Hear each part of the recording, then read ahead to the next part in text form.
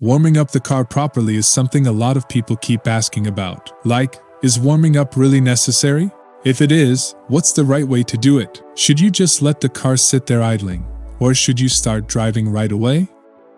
I want to explain this clearly using a series of engineering diagrams that I brought with me, and show you exactly how the correct and basic method of warming up a car during a cold start should be done.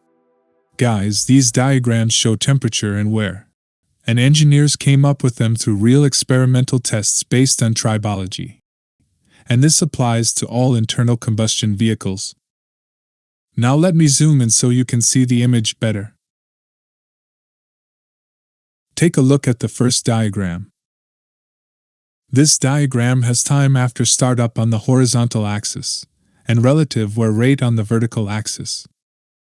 Now focus on this yellow area here. This yellow section is the most important part of the entire diagram. If you pay attention, you'll see that this yellow zone is roughly in the first 1 to 2 minutes after starting the engine. This yellow zone is what's known as the boundary area. That means during these first 1 or 2 minutes, the oil film hasn't fully formed yet. Because of that, metal-to-metal contact is at its highest level. And this is exactly the most critical time when we need to understand how to warm up the car properly.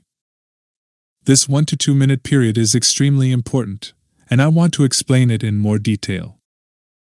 Now look here. You can see 2 lines on the diagram. One of them is the red line, which represents idling, meaning the car is just running while sitting still. If you look closely, you'll notice that this red line stays pretty high. On this chart, the lower the line is, the better it is for the engine and the lower the wear. But in the case of idling, the red line stays at a higher level, which means the engine experiences more wear for a longer time when it's just idling. Why does this happen? Because when the car is idling, oil pressure is low, oil temperature rises very slowly, and there isn't enough mechanical load on the engine to properly form a strong hydrodynamic oil film. Now let's look at the green line, which represents gentle driving. You can clearly see that this green line is lower than the red line, and it exits the yellow high wear zone much earlier. Why does that happen? Because when the car is moving slowly, oil pressure increases, oil temperature rises faster, and the oil film forms in a more stable way. But there's still an important part left. Let's move down to the next diagram.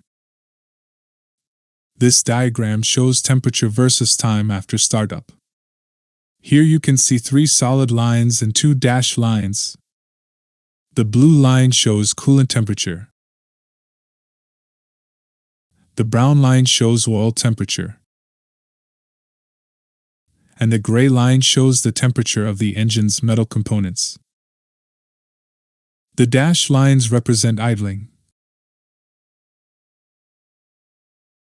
while the solid lines represent driving. Now look at the blue line, which shows the coolant temperature. You'll notice that it rises quickly and reaches around 90 degrees, and it actually ends up being higher than the other temperatures for a while. And this is where a lot of people get misled. When we see the temperature gauge rising on the dashboard, we assume the engine is fully warmed up.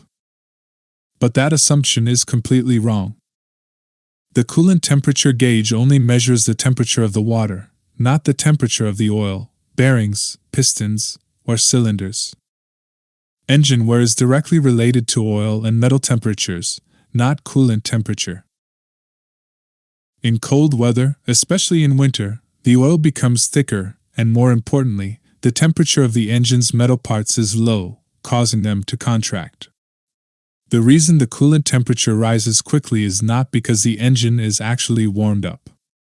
Water circulates faster, its volume is relatively small, and the thermostat closes the radiator circuit, forcing the coolant to circulate in a smaller loop. This makes the coolant temperature rise quickly and artificially. This is mainly done to reduce emissions, warm up the cabin faster, and activate the catalytic converter as soon as possible. Now look at the brown line, which shows oil temperature. This is the most important parameter of all. Oil temperature needs to reach its proper working range as soon as possible in order to reduce wear that happens at low temperatures.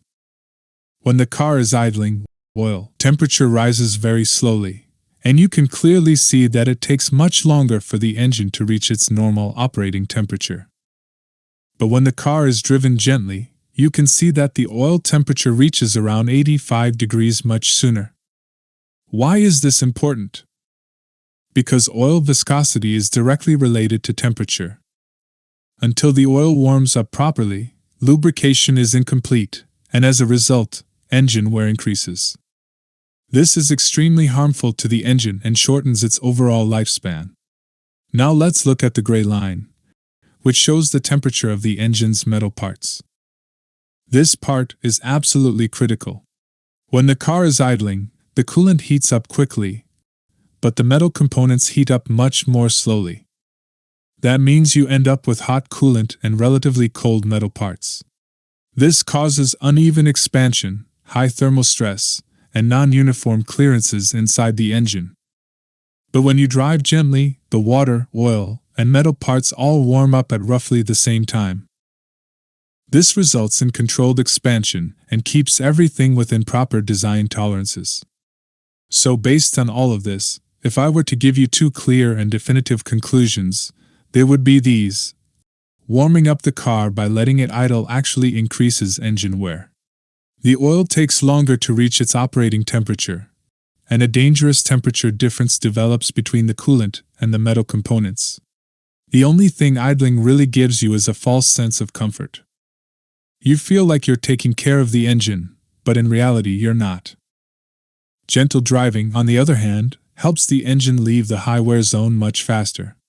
Lubrication becomes more stable, heating is more even, and this increases the lifespan of critical components like bearings, pistons, and the turbo system.